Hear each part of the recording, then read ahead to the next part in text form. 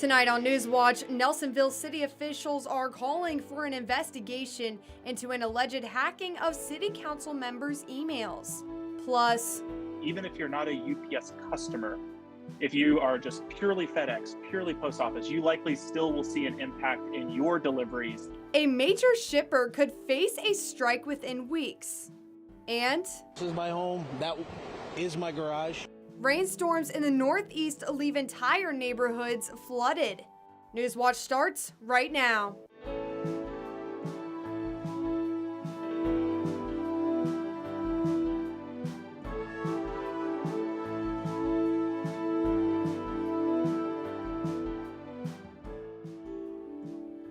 Good evening, I'm Reese Thompson. Welcome to Newswatch.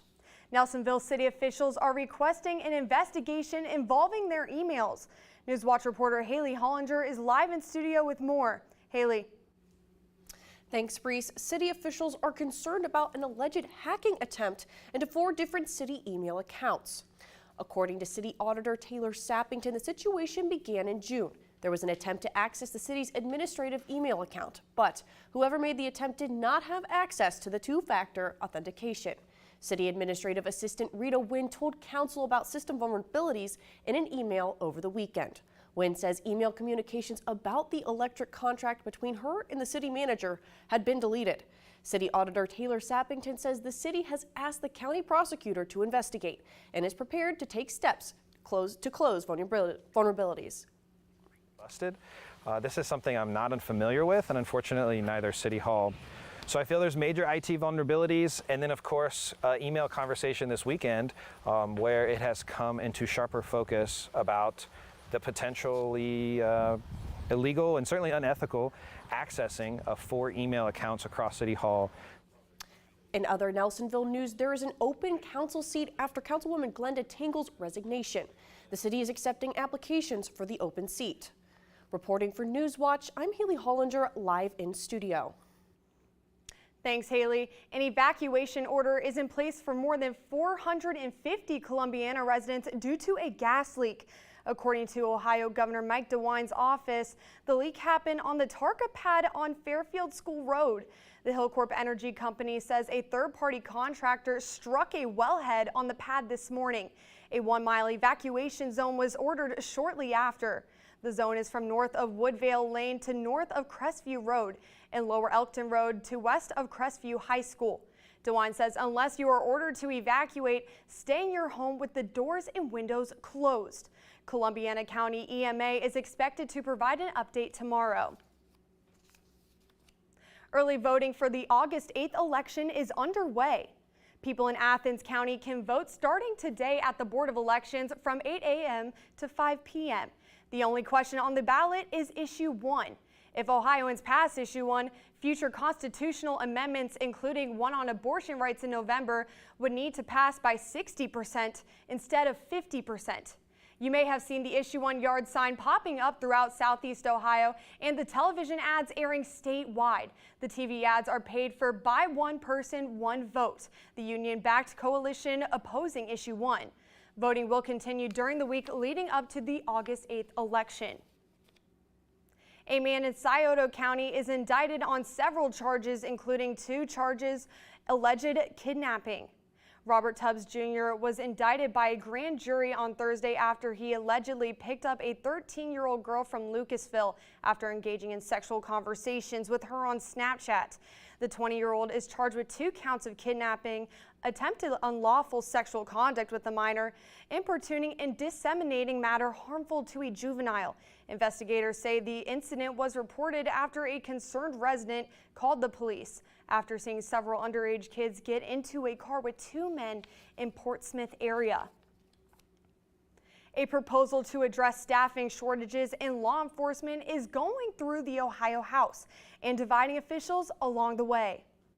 Unfilled positions at police departments in Southeast Ohio have legislators searching for solutions. We are trying to figure out how we can get more police into the field. That's where Senate Bill 53 comes in. The bill lowers the minimum age of police officers from 21 to 18. Kent Scarrett with the Ohio Municipal League says the bill expands the hiring pool to fill in gaps. Trying to provide more solutions or greater opportunities to address issues that communities, large and small, all across our state are facing universally.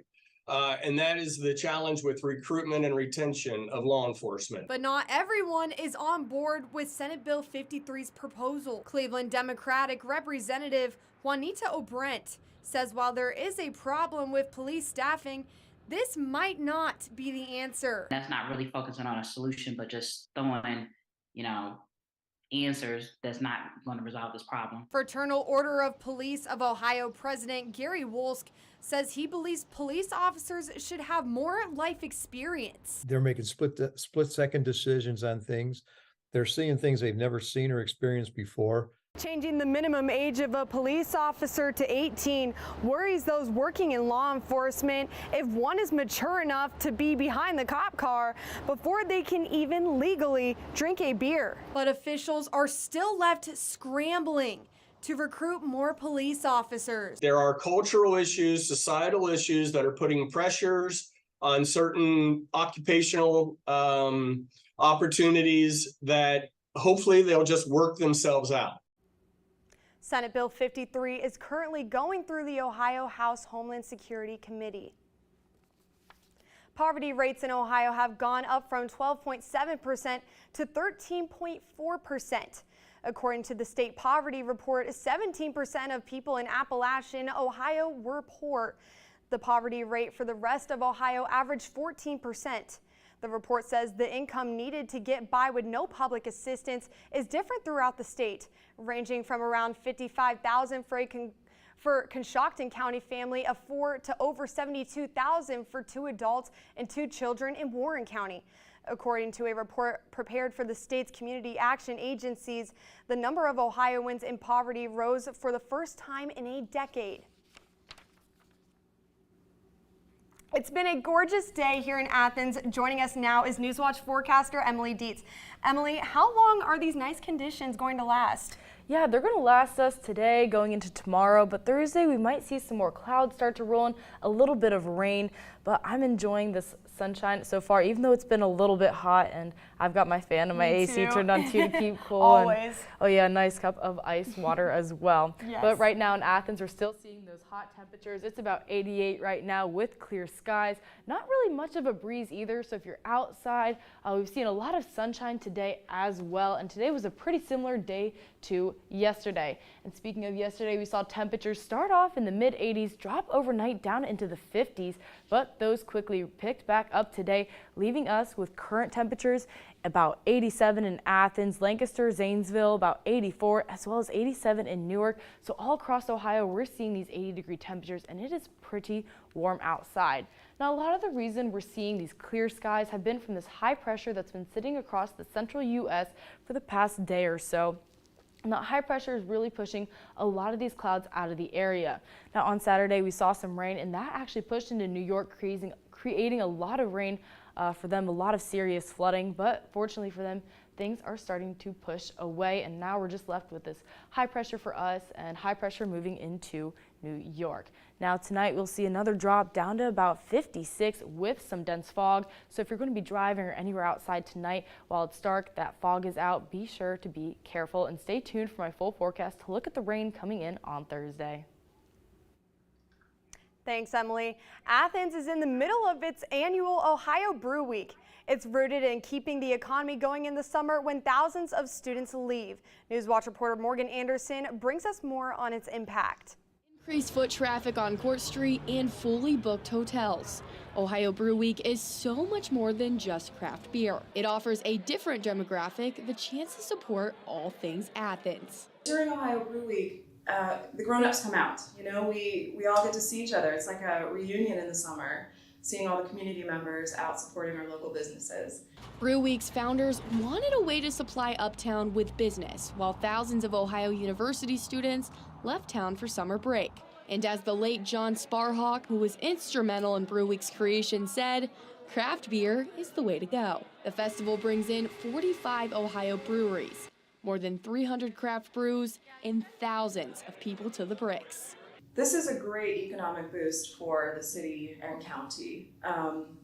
Overnight stays at our local lodging properties are high during during Ohio Brew Week, and our restaurants, our shops, our stores, they all get a boost from this. And the Athens breweries say they get a nice boost too. According to Little Fish Brewing Company's co-founder, sales increased significantly during the week. It's about like 50% more though. Like it's definitely a busy week for us. It's the busiest week of the year. Whether you're a local or tourist, Ohio Brew Week provides the opportunity to celebrate local craft brews and a local economy. And I encourage everyone to give back to the community. Reporting for Newswatch, I'm Morgan Anderson in Athens. Starwood Festival, the annual event dedicated to personal well-being, kicks off today in Pomeroy. Joining us live from the opening ceremony is Newswatch reporter Ariel Lyons. Ariel. Thanks, Reese. The opening circle starts in just a few minutes. There's already some live music that's been playing since 5, lots of dancing, lots of people having fun here. There's people selling clothing, artwork, food. We talked to Vice President Erica Torrey, and she said that this is a very inclusive event, welcoming to everyone, and to expect the unexpected. Starwood Fest last event is Sunday night with the Goodbye Potluck at 6 p.m. Reporting for Newswatch, I'm Ariel Lyons. Back to you, Reese. Thanks, Ariel. Coming up after the break, UPS workers prepare to strike over pay and working conditions. Okay, was that 30? Plus, flood warnings are in effect in New England as officials work to rescue those trapped by rising water. We're seeing nice weather right now. It's a little bit on the hot side, but rain is expected to come in on Thursday. We'll talk about that when Newswatch returns. A frozen desert world, but once blue with water, and perhaps more? What everybody wants to know is whether or not Mars once had life. And if it still survives today. Finding the organic matter is the clue to searching for life. The planets, Mars, on Nova. Wednesday at 10 on WOUB. Next time on Antiques Roadshow, this is Melanie. Melanie inherited this automaton from her friend Jim. I always thought it was really creepy. Normally, if it was working, the eyes on the dolls would move. Also, they would be drinking tea. It is sort of creepy if you look at it. Is this your cup of tea? Find out next time on Antiques Roadshow from Omaha, Nebraska. Monday at 8 on WOUB.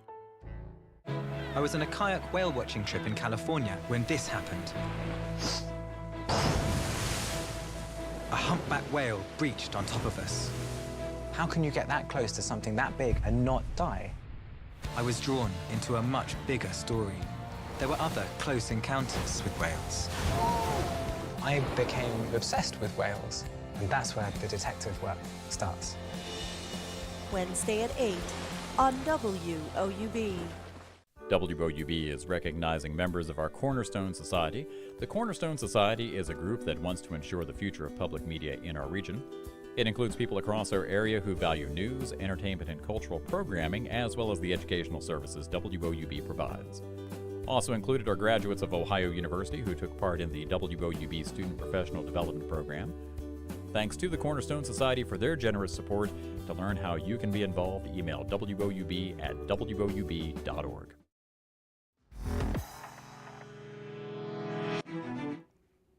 Amazon Prime Days and sales from competitors this week will shine on a spotlight on America's love for the convenience of online retail.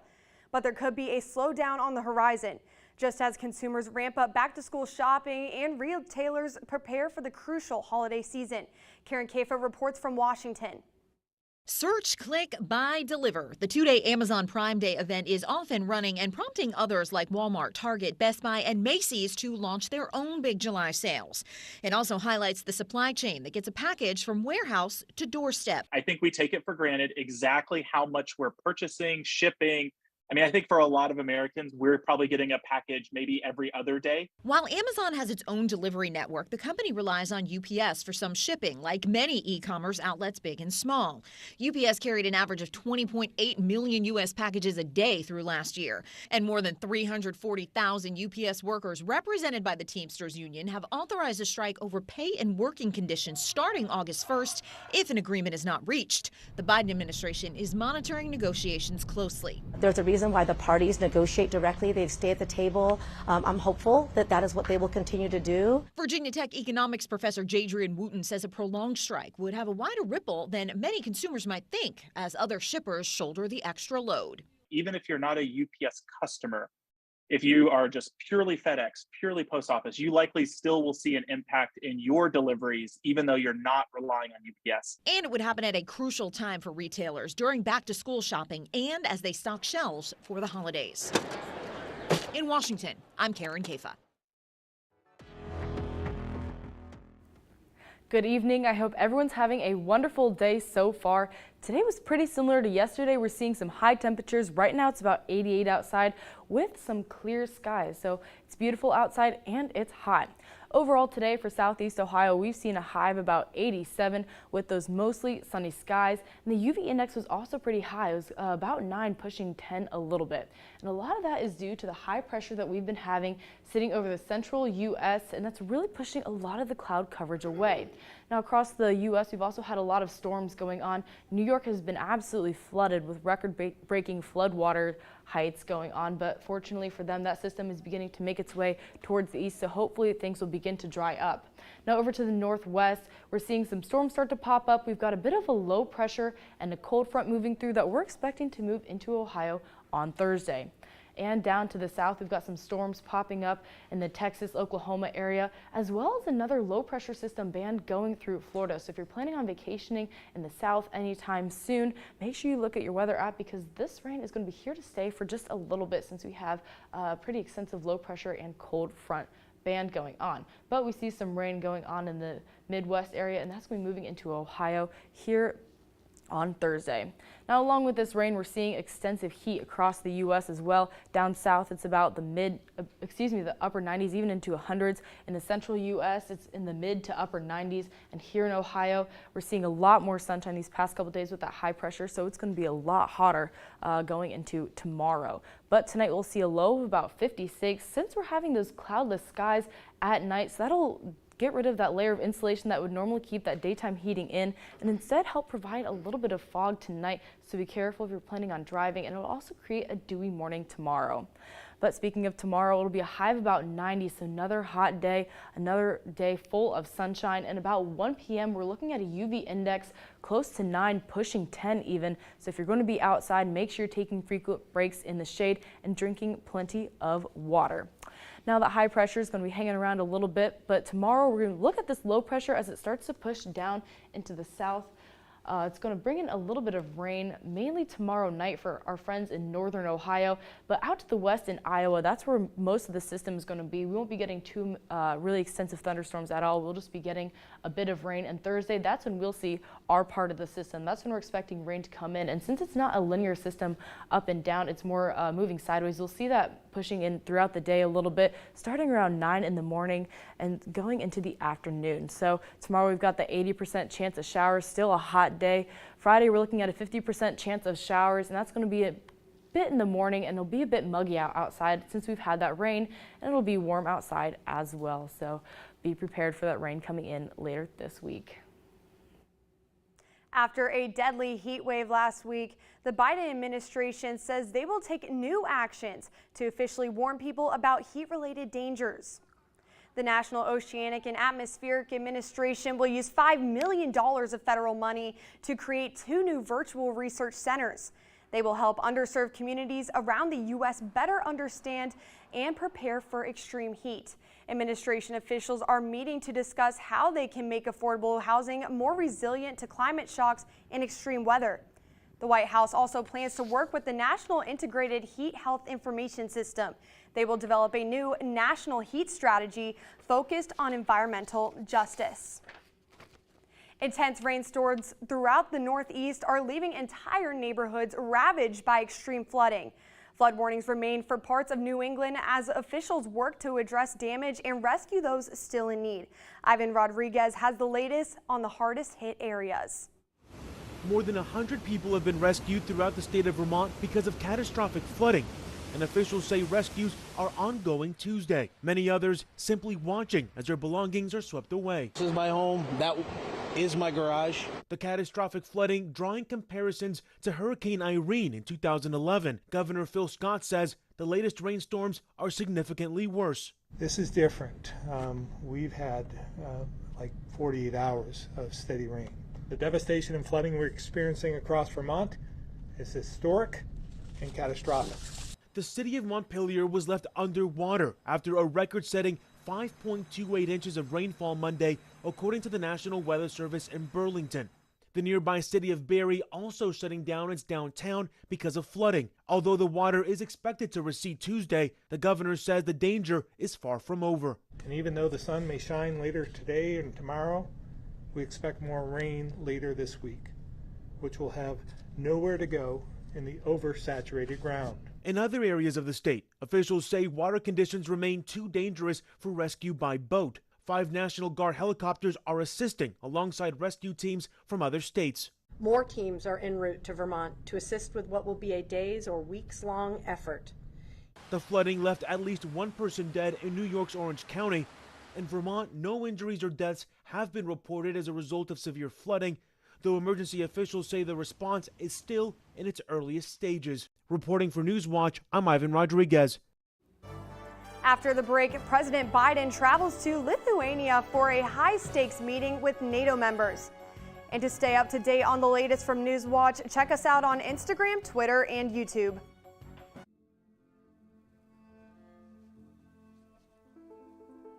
An orphanage in war-torn Ukraine serves as a safe haven for vulnerable children. Inside its worn walls, they find friendship and flickers of hope. A house made of splinters on POV.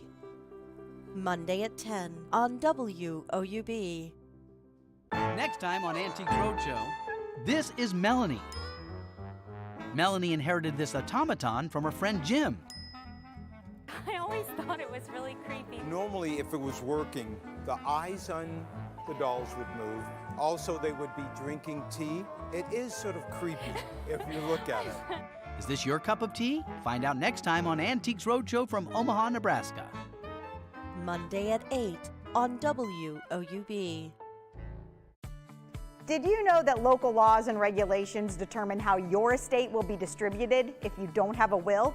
Nearly 70% of American adults have incomplete estate plans, and thousands face this problem every day. This season is the perfect time to build out your estate plan and protect the people and programming you care about. Estate planning can seem like a lot to tackle, which is why WOUB Public Media is sharing Free Will, self-help estate planning resources that have empowered more than 350,000 Americans to plan for their futures. An estate plan can help you protect the family, friends, and pets you care most about, plan beneficiaries for your assets, and create a powerful legacy that supports your favorite broadcasting for years to come. To learn more and get started, I invite you to visit freewill.com/WOUB.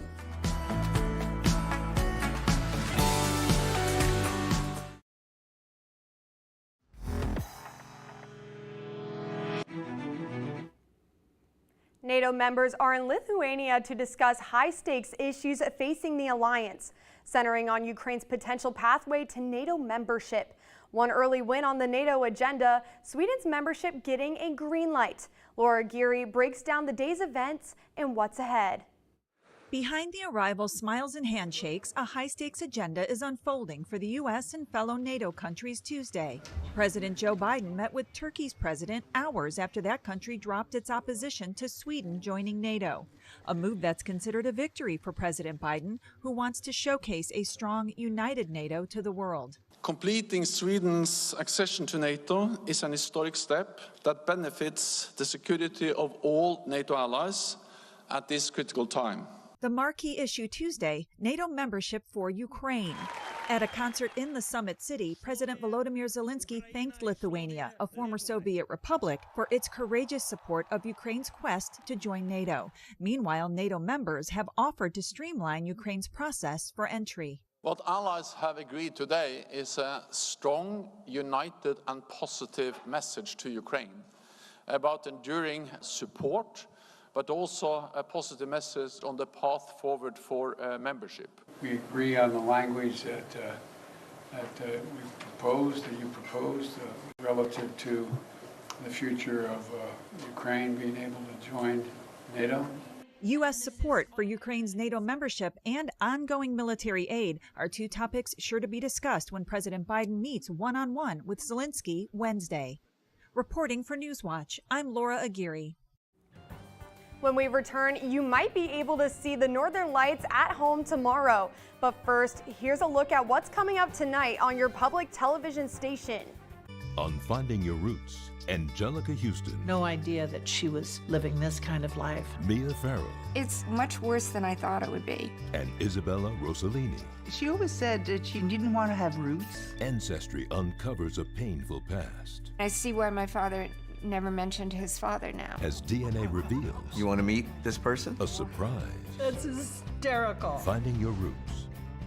Tuesday at 8 on WOUB. Here's what's new this month with Passport. Will, this changes everything. That's every blues singer in the country was doing that. In the 1960s, hip-hop became our voice. Draw your arrow to the head! These and all your favorite shows are available with Passport. Support your PBS station and stream more with Passport on the PBS app. On episode 2 of La Frontera, I'm exploring from Baja California to Nogales, Arizona, through the heart of the Sonoran Desert, where medical tourism is booming. We came to get some dental work done, actually. An ancient tribe reignites a passion for traditional foods. I like to think of our food as survival food. And a migrant is transformed by art. Join me, Patti Hinich, on La Frontera. Friday at 10 on WOUB. Next time on Antiques Roadshow, this is Melanie. Melanie inherited this automaton from her friend Jim. I always thought it was really creepy. Normally, if it was working, the eyes on the dolls would move. Also, they would be drinking tea. It is sort of creepy if you look at it. Is this your cup of tea? Find out next time on Antiques Roadshow from Omaha, Nebraska. Monday at 8 on WOUB.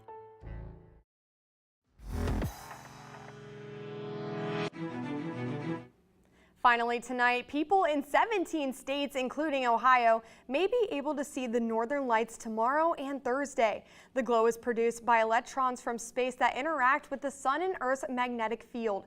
The higher the geomagnetic activity, the brighter the aurora.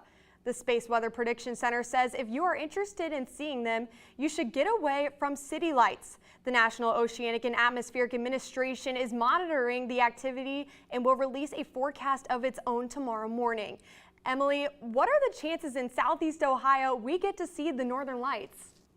Well, unfortunately, I think we may be just a little too far south to be able to see them, but as far as sky clearing goes, tomorrow night's looking quite nice, and actually tonight we're going to have an overnight low of 56. Not really too many clouds in the sky, but we are going to see some fog. But tomorrow we'll have partly sunny skies. It'll be another hot day. UV index will be high, about 90 degrees. Thursday night, however, that might be a bit cloudy, so unfortunately not a good night for those northern lights for us. We're going to see a little bit of rain fairly consistently throughout the day, and that's an 80% chance of showers.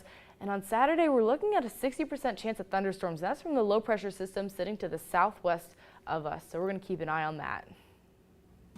Thanks, Emily. That does it for our broadcast this evening. Thanks for watching. For Emily Dietz, I'm Reese Thompson. Stay tuned for the PBS NewsHour coming up next. And remember, you can find the latest news anytime at WOUB.org. Have a great night.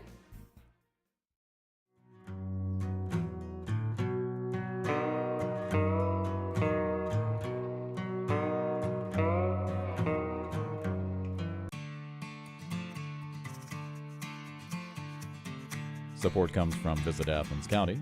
More information can be found at AthensOhio.com. Athens, it's more than a place.